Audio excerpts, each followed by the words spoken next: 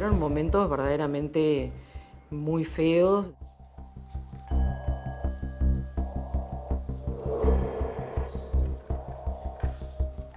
Cuando hay un tema mediático tan importante, cuando es tapa de los diarios durante tantos días, todos los focos están sobre lo que ocurre ahí y empiezan a salir a luz una cantidad de elementos que quizás en otros casos no salieron.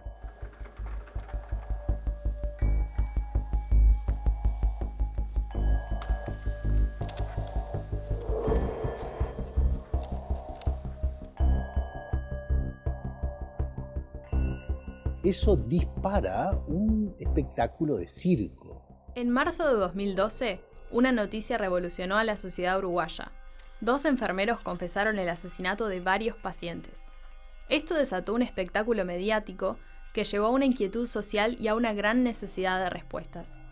8 años después, el periodista Emiliano Seca publicó su investigación, Ángeles de la Muerte, los enfermeros que iban a ser asesinos seriales.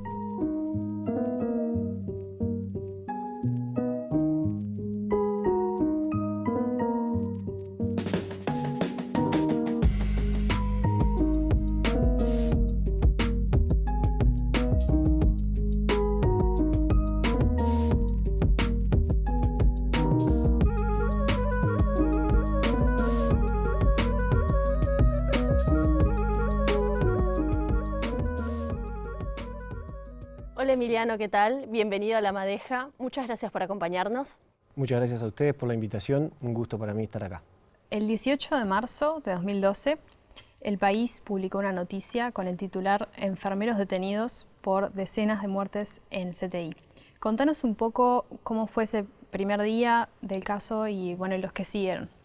Ese fin de semana yo estaba trabajando, me tocaba en el Portal 180 cubrir la guardia de ese fin de semana y me enteré, como la mayoría, por ese titular del diario El País de la noticia. Fue, por supuesto, es algo obvio, pero impactante para todos nosotros. Supongo que para los medios en general fue inesperado. También para las autoridades de ese momento, recuerdo el desconcierto en el Ministerio de Salud Pública, el desconcierto general incluso en el personal médico, en el personal de salud. Solamente como ejemplo de eso, en ese titular del diario El País se habla del CTI del Maciel. Homero Bañulo era el responsable de ese CTI del Maciel, salió rápidamente de su casa al Hospital Maciel a ver qué era lo que estaba pasando. Finalmente no era el CTI del Maciel, era la Unidad de Cuidados Cardiológicos, que es un centro intermedio que funcionaba al lado del CTI del Maciel.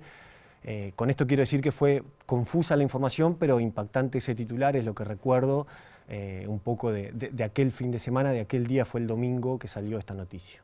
El caso de los enfermeros que tuvieron este problema y luego salieron sin condena, tuvo una repercusión muy importante en el Maciel, dado que uno de ellos era funcionario del Maciel. Me llamó el director para informarme que había un problema muy grave, me dijo muy por arriba lo que había pasado y luego cuando llegué, que llegaba el otro día, algo así, me lo comentó. Fueron momentos verdaderamente muy feos, de mucha angustia, de mucha inseguridad, de mucho miedo. Había acusaciones cruzadas para todos lados. Se hicieron acusaciones sobre la dirección del hospital también, o sea que de alguna forma estábamos nosotros involucrados y el ambiente del hospital era un ambiente de angustia, de desazón, de un equilibrio que se había roto. Este caso ya cumplió 10 años. Para quien no lo recuerda o no sabe de qué va, ¿cómo lo podrías resumir? Bueno, es un caso de 2 enfermeros que fueron acusados. Apareció una tercera enfermera acusada de cómplice, pero 2 enfermeros acusados de múltiples homicidios. Fue un caso muy explosivo en los primeros 2 meses. Hubo una gran cobertura de los medios y una gran demanda de la información. Y cuando la causa todavía a nivel judicial casi que no había avanzado, y después pasaron 3 años de un silencio general en los medios y en los actores políticos, también del sistema de salud, y lo que aparecía en cuentagotas era información de las pericias forenses, también algún cambio de juez o de fiscal en el transcurso de la causa, y sobre todo al final un gran silencio sobre la absolución de los involucrados, de los 2 enfermeros, un caso que pasó entonces de tener asesinos seriales que estaban casi condenados a nivel mediático a desintegrarse prácticamente en 3 años. Y bueno, ahí un poco en investigar en lo que pasó en el medio de esos 3 años para entender esta historia fue de lo que trata la investigación que llevé adelante. En Montevideo, 2 enfermeros fueron procesados por la muerte de al menos 16 pacientes. La justicia ya ordenó exhumar 20 cadáveres a los cuales se les van a realizar autopsias para determinar si efectivamente también fueron víctimas de estos 2 enfermeros asesinos, llamados ya de esta manera. Uno de los imputados reconoció 5 homicidios y el otro admitió 11 asesinatos. Importante, no tenían enfermedades terminales, pero uno de los abogados defensores aclara que eran pacientes añosos. Confesó plenamente ante juez, fiscal y esta defensa que lo hizo por móviles de piedad. Si bien la justicia probó que se conocían y que trabajaban juntos en uno de los centros de salud, no pudo establecer por el momento que ejecutaran a sus víctimas en forma coordinada. Y hablando mismo de la investigación, te queríamos preguntar cómo fue que lo abordaron desde No Toquen Nada y qué fue lo que te motivó particularmente a profundizar la investigación y a hacer este libro, ¿no?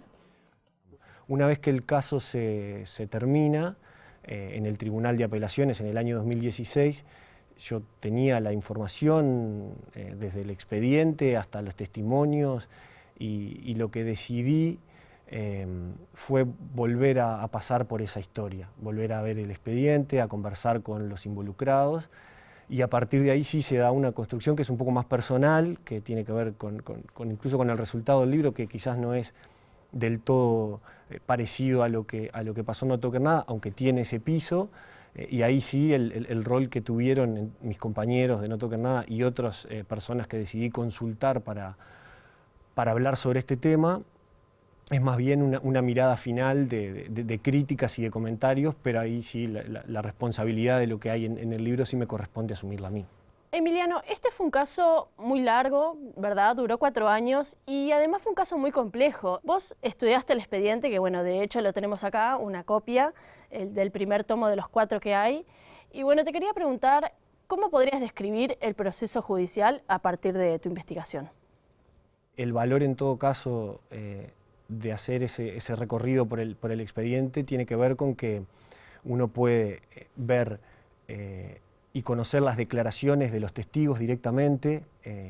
Hay que recordar que este caso se lleva adelante con el Código del Proceso Penal anterior, por lo tanto es escrito, entonces a lo que se accede es a la transcripción de las declaraciones, lo que te permite ese recorrido y ese conocimiento de las declaraciones directamente es armar mejor la historia que sucede a nivel judicial cuando la vas a contar a través de los medios de comunicación. Como decís, es una historia muy compleja, porque, por ejemplo, no hay un cuerpo, más allá de que sí había un caso centinela y una autopsia, la mayoría de las víctimas en realidad ya habían fallecido años anteriores, en el caso son señalados por los involucrados en ese fin de semana, no hay una bala, no había una escena en la que actuaran los forenses, por ejemplo. Entonces, eso le dio ciertas particularidades al caso, donde, por ejemplo, las pericias forenses tenían mucho peso en la resolución del caso, al menos así era para la jueza, y donde se pusieron a prueba esos testimonios de los testigos en el correr de la causa,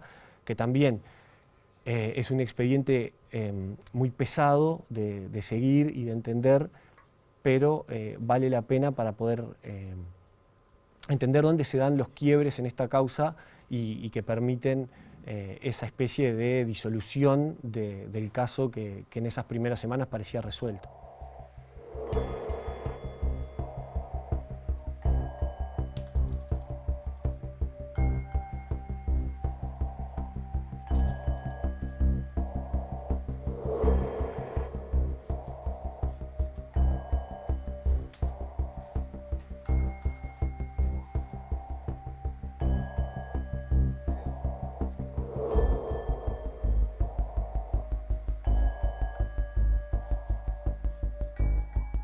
¿Qué hubiera pasado si este caso hubiera sido planteado con el nuevo sistema de justicia?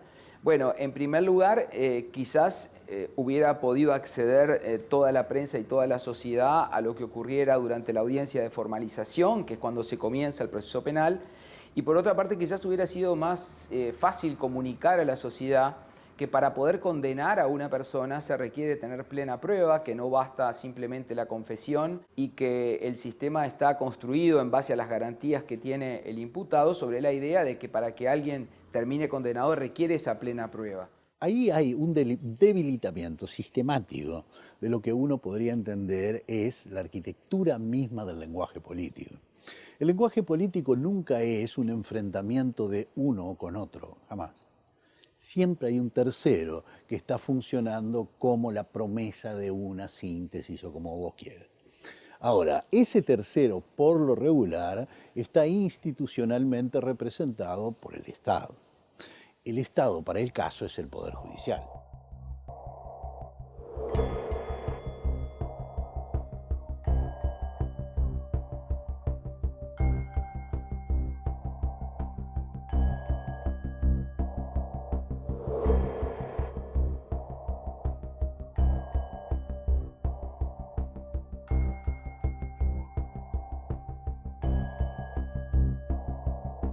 En el libro hablas de ciertas tensiones que se dieron entre los medios y el Poder Judicial. ¿Crees que esas tensiones, o bueno, que de alguna manera la cobertura mediática presionó el proceso de la investigación judicial?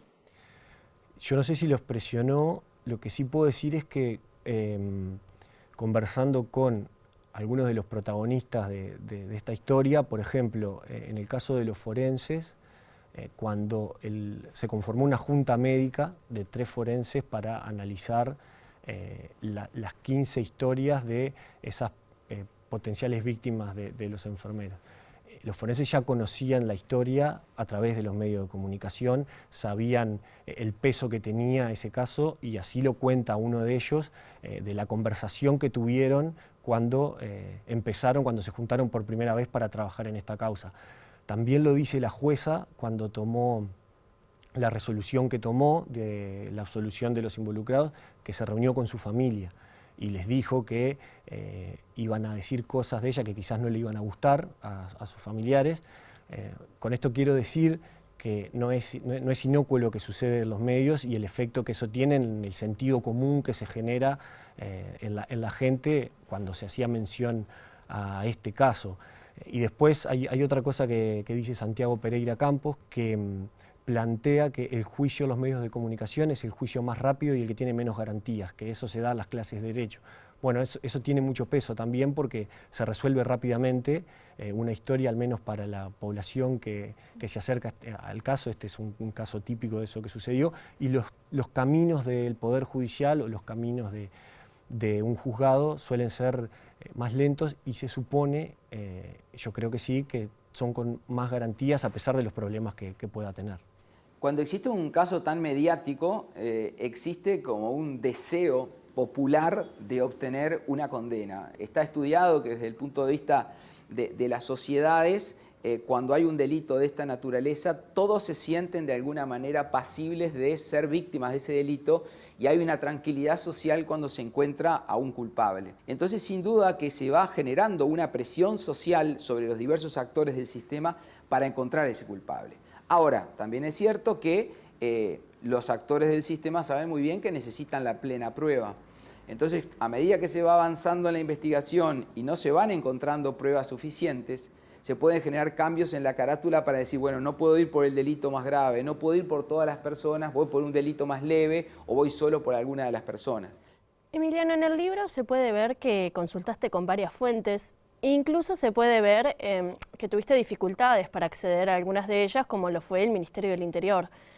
¿Cómo fue el relacionamiento y la apertura con las fuentes? Bueno, con las fuentes en general distinto, porque se construyó un conocimiento a partir del transcurso de la causa con los jueces, los forenses, los fiscales, los abogados incluso, y también los protagonistas del caso. En el caso específico del Ministerio del Interior, yo intenté, como hice con las demás historias, de primero acercarme a los investigadores del caso, de hablar con los policías que estuvieron al frente de esa investigación. El Ministerio del Interior dijo que sí al principio, no aclararon que no hablaban desde un punto de vista personal, pero que sí podían hablar del trabajo. Finalmente dijeron que no, iba a hablar el jefe de policía, también dijeron que no, iba a hablar el ministro del Interior, en ese momento era Eduardo Bonomi, y finalmente dijeron que no. O sea, aceptaron las entrevistas, después no, el ministerio resolvió que no iba a hablar de este caso, y eso es un agujero que tiene el libro. Esa mirada y esas explicaciones de cómo se llevó adelante esta investigación desde el punto de vista policial, cómo surge. Hay algunas pistas en el expediente, pero hubiera sido muy interesante conocer las explicaciones del trabajo que hizo la policía. En el libro das varios ejemplos que dan cuenta de la desconfianza que se generó por parte de la población en el sistema de salud después de que este caso salió a la luz. Bueno, historias de gente que desconfiaba del uso de sedantes como la morfina. ¿Qué interpretación haces vos de esta reacción? Creo que no se puede soslayar en este caso que la denuncia contra estos enfermeros surge del equipo de salud, de los compañeros de los enfermeros. Y los que declararon también en contra de los enfermeros en esa semana fueron médicos y, como decía, compañeros del servicio de salud. Que la denuncia, que la génesis del caso sea del corazón del sistema de salud, generó un impacto en la población de desconfianza porque no era un paciente que denunciaba una situación sospechosa, sino que quedaba más expuesto esas vulnerabilidades que tiene al menos el relacionamiento dentro de un equipo de salud.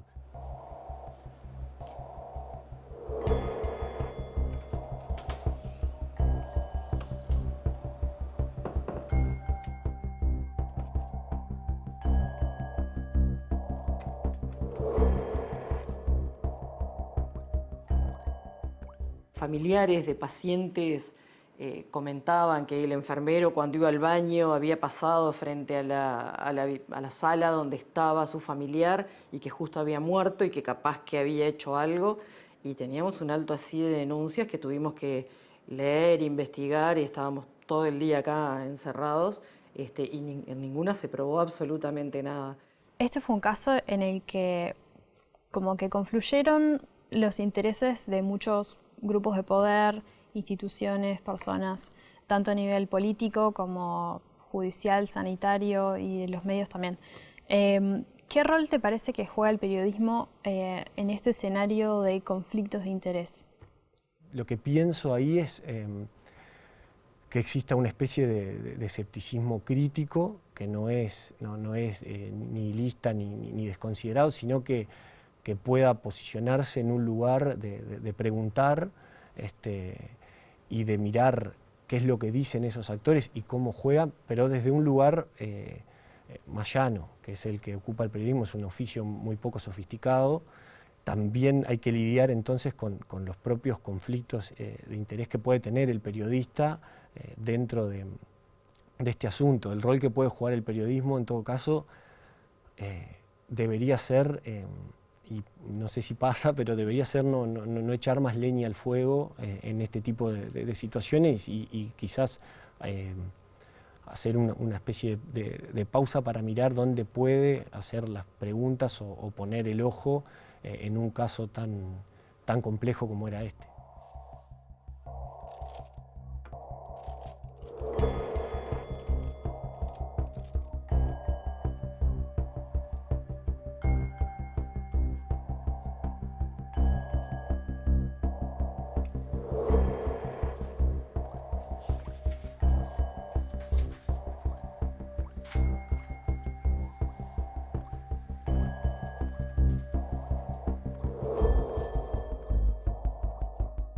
Muchos periodistas tomaron esto de una forma tremendamente horrible, ¿no? Desde el programa que salió, el programa televisivo que salieron, la acompañante de la paciente Santa Lemos en el cementerio.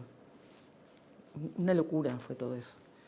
verdaderamente fue un caso donde se juntaron muchas personas y muchos actores que hicieron que esto fuera algo totalmente anormal para lo que es nuestro país y otros países, ¿no? El caso estuvo en la tapa de los diarios y fue tema de los informativos durante varias semanas seguidas. Pero sin embargo, la noticia de la absolución casi que no tuvo repercusión. ¿Por qué crees que sucedió este contraste tan grande? Y supongo que porque era muy incómodo para casi todos los que estuvieron involucrados en el tema desde el principio. Para los medios de comunicación, porque los titulares y las notas y las declaraciones se le vinieron arriba. Para el Poder Judicial, porque también procesaron a esos enfermeros que quedaron casi condenados ese fin de semana y después que la causa se dé vuelta de esa manera con los errores que tenía el Tribunal de Apelaciones que analizó el caso, es muy crítico con la actuación del juez y con la actuación de los fiscales en primera instancia. Entonces también era incómodo para el Poder Judicial, para el sistema de salud también, porque hay esas fallas que estábamos comentando quedan expuestas a partir de este caso. Entonces, bueno, nos deja a todos en un lugar bastante incómodo, porque habíamos construido una especie de sentido común colectivo de que estos asesinos estaban presos y de repente nos dicen que no son asesinos. Entonces, esa incomodidad también genera, supongo yo, ese silencio. Los medios, por definición, son ansiosos. Esa es la definición de un medio. Es la cultura de la ansiedad. No pueden entender el ritmo de la política y por lo tanto lo estropean. Es decir, lo que hacen es picanear, clavar agujas, acelerar los plazos, satisfacer el apetito de la masa de que haya efectivamente un culpable. Bueno, y otra cosa que nos pareció muy interesante fueron algunas decisiones narrativas que tomaste, como la construcción de algunos personajes, como, bueno, además de los enfermeros, jueces, fiscales, médicos. Contanos un poco de esa elección. Bueno, ahí sí creo que el periodismo puede tener una tarea para hacer. A mí me interesaba en este caso, más allá de lo que venimos conversando, de las estructuras de cómo funciona el sistema de salud o de cómo funciona el Poder Judicial específicamente, cuando uno lee un fallo, lee la sentencia de un juez y lo que no pensamos a veces es que ese juez tiene una visión del mundo más allá de la formación profesional que tenga y de lo comprometido que esté con su trabajo. Tiene una visión del mundo, tiene una vida, tiene también sus miedos, su familia, tiene el conocimiento de este caso, no están aislados de lo que sucede a nivel social. Entonces me interesaba conocer las historias de la jueza, por ejemplo, los fiscales, cómo pensaban los fiscales, que es muy interesante también ver las cosas que atraen a una persona que termina siendo un fiscal penal, por ejemplo, ¿no? Y su especie de interés por los casos criminales, ¿no? Y esa búsqueda permanente en su vida de estar parado en ese lugar y lo que le dice a los alumnos cuando da clases en facultad. También los médicos, también las historias de esa familia y historias laterales que se vieron dañadas por este caso, que también me parecía importante, sobre todo contarlas de ese lugar porque también creo que a la historia o a quienes lean el libro les va a permitir conocer el caso desde un lugar que por lo menos a mí me resultaba más atractivo, que era a partir de las historias de los protagonistas del caso. Sin duda, aquella violencia que más se parece a la literatura y al cine. Lo que hemos entendido es una violencia perfectamente narrable, que despierta la curiosidad de los espectadores, etc. Es la que obedece a la forma del asesino serial, del asesino de masas. Son formas americanas espectaculares de la violencia. Ni bien algo así despunta en el horizonte cultural de la masa en cualquier país, eso dispara un espectáculo de circo.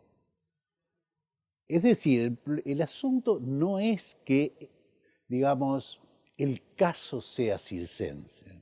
es que obedece a la lógica mediática de la presentación de casos policíacos y de casos violentos.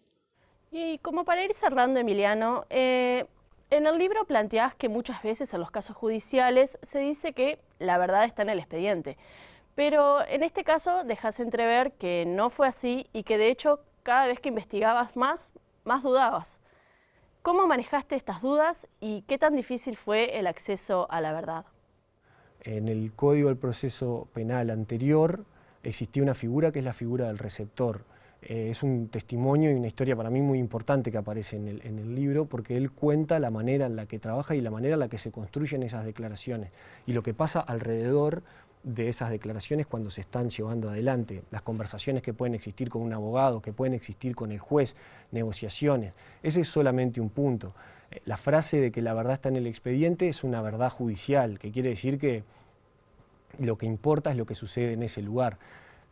Quizás como periodista no, puede interesar también lo que sucede por fuera, en esto que hablábamos recién de las historias y de cómo eso también incide en los resultados y en la explicación de un caso como este, que parecía resuelto y simple de entender y que en 3 años se desarmó. Entonces me parece que ahí el periodismo no viene para traer la verdad, ni viene en una actitud de superhéroe, sino que viene en todo caso quiero creer, a ser una especie de aporte a esa construcción de verdad colectiva que puede existir a partir de los testimonios o de los hallazgos que pueda tener el trabajo desde el periodismo en intentar comprender un caso como este. Bueno, Emiliano, muchas gracias por estar aquí presente a los estudios de la Facultad de Información y Comunicación y sobre todo por tu disposición y ayudarnos con la investigación.